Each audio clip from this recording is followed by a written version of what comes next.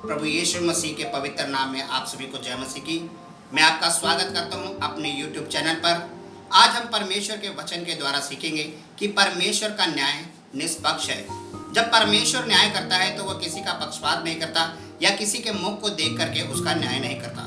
पर यह हम इंसानों की ही फितरत है कि हम अपने पापों को छुपाने के लिए अपने सामने वालों को किस तरह से उसको गिल्टी फील कराते हैं। हम उसे ये दिखाते हैं कि नहीं, कि तूने तो पाप किया है, तू तो पापी है, तू गुनहगार है, तू परमेश्वर से कैसे आशीषित हो सकता है। परंतु अजीजों, जब परमेश्वर की बात आती है तो परमेश्वर कहता है कि मैं पापियों पर और धर्मियों पर दोनों पर एक समान मींह बरसाता हूँ, दोनों पर एक समान सूर्य का प्रकाश छोड़ देता हूँ। परमेश्वर हमारे मुखों को, हमारे रुतबों को देखकर हमारा न्याय नहीं करता। सो आइए आज हम परमेश्वर के इसी अध्याय को पढ़ेंगे जिसमें परमेश्वर के न्याय के बारे में लिखा हुआ है। आप मेरे साथ निकालिए रोमियो की पुस्तक और उसका 2 अध्याय और उसका वचन 1 से लेकर 11 तक। आइए हम पवित्र बाइबल से पढ़ेंगे।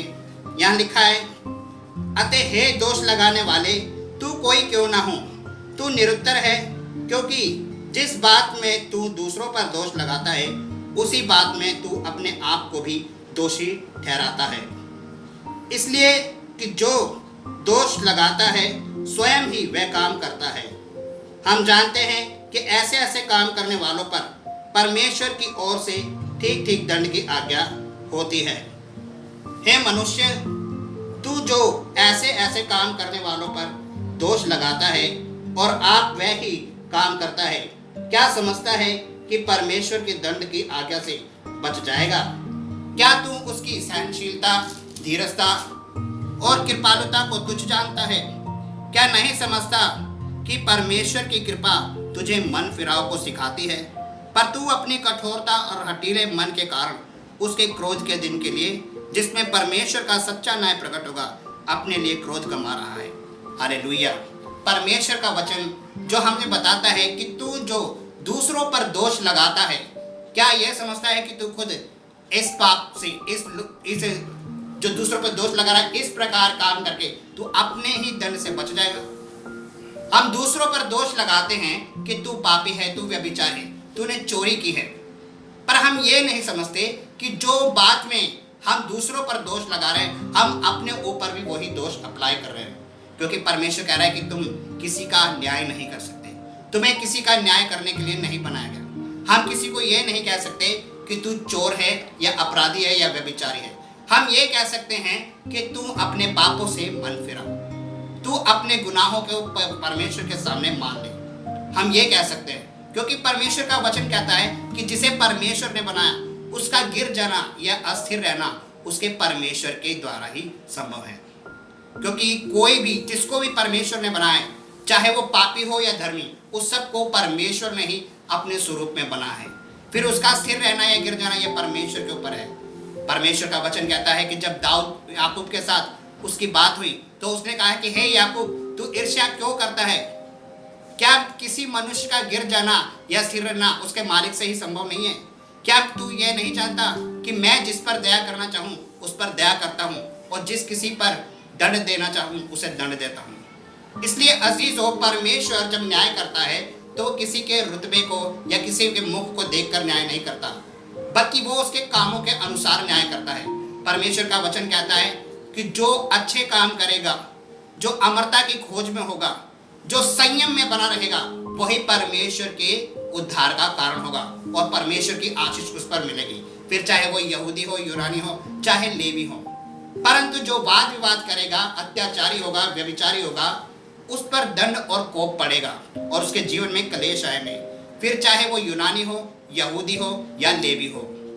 परंतु जो परमेश्वर के वचनों के अनुसार चलेगा, उसकी इच्छा को पूरा करेगा और उसके सम्मुख दीन रहेगा और एक दूसरे के लिए प्रार्थना करेगा, परमेश्वर कहता है कि वो ही दया के भागी होंगे।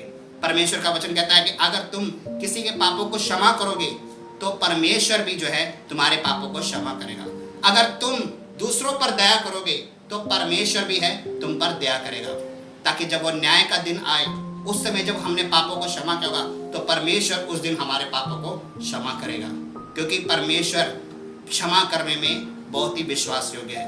परमेश्वर कहता है कि चख कर तो देखो कि मेरा प्रेम कितना भला है। हम उसको देखें कि परमेश्वर जो दया का धनी है वो किस तरह से हम पर अपनी दया और करुणा उड़ेलता है। परमेश्वर कहता है कि मैं सब पर अपनी दया उड़ेलता हूँ, चाहे पापी हो चाहे धर्मी हो। मेरा सूरज हर किसी पर उदय रहता है, उसकी दया हर एक पर है।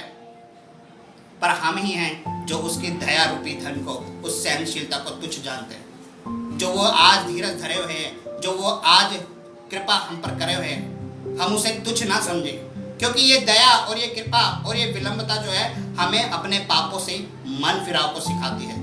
सो अजीजों, अगर कोई पाप में डूबा हुआ है, अगर कोई गलत रास्ते पर चल रहा है, तो हमें उसको ताने नहीं मारने हैं, उसको ये नहीं कहना कि तू पापी है या तूने बुरे काम किए हैं, बल्कि उन्हें परमेश्वर के वचनों के द्वारा अवगत कराएं। उन्हें बताएं कि परमेश्वर तुमसे कितना प्रेम कर रहा है, कि उसने तुम्हारे पापों को अपने ऊपर ले लिया, उसने तुम्हारे पापों के खातिर अपने शरीर को जख्मी किया, अपने आप को कुर्बान कर दिया। हम उसे परमेश्वर के समीप लाएं और उसके लिए प्रार्थना करें कि हे परमेश्वर, तू इनके पापों को क्षमा कर और इनके मन और हृदय को बदल। क्योंकि परमेश्वर कहता है कि जब 100 भेड़ों में से एक भेड़ जो खो जाती है, अगर वो मिल जाए तो स्वर्ग में बड़ा प्रतिफल और आनंद मनाया जाता है। धर्मी तो बहुत हैं, पर परमेश्वर धर्मियों के लिए नहीं बल्कि वो पापियों के लिए आया, ताकि पापियों को बचा सके। इसी तरह उसने हमें अपनी जगह पर नियुक्त किया ताकि हम जो शिक्षा सीखते हैं वो हम उन लोगों को भी बता सकें। हम उन्हें उस नरक के रास्ते से मोड़ लाएं ताकि परमेश्वर के राज्य में हम एक भेड़ों को और सम्मिलित कर सकें।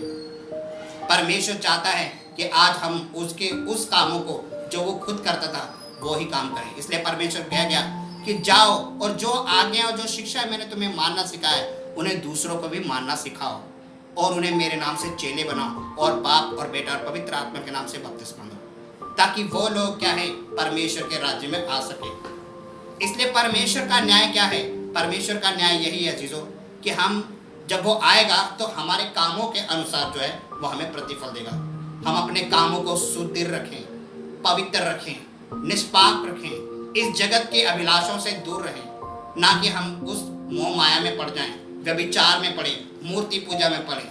हर प्रकार का संसारिक काम जो शरीर के अनुसार है वो पाप है, परंतु जो आत्मा के अनुसार है वो ही अमरता की खोज में है।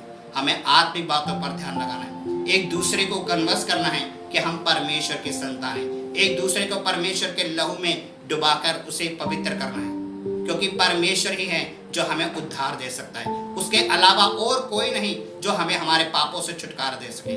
सो अजीजों, मैं विश्वास करता हूँ कि परमेश्वर के इस वचन के द्वारा आप आशीषित और बरकत पाएंगे। मैं इस वचन को आप तक पहुँचाता हूँ और परमेश्वर का अनुग्रह आपके ऊपर हो। सो आप आशीषित और बरकत पाएं। सबको जय मसीह की।